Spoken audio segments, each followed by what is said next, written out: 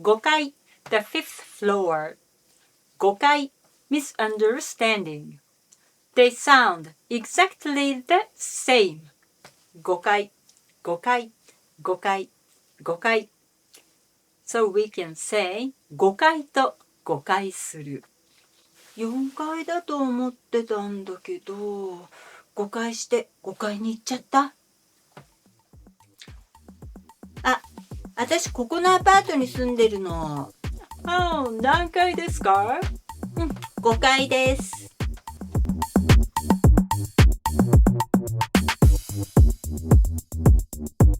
何か間違えましたか？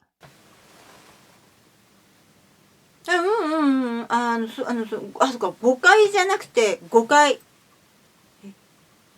だから、5階。Oh, fifth floor. Don't worry about it too much. This is just an example of the Japanese pitch accent. Good luck with your studies. 頑張ってください。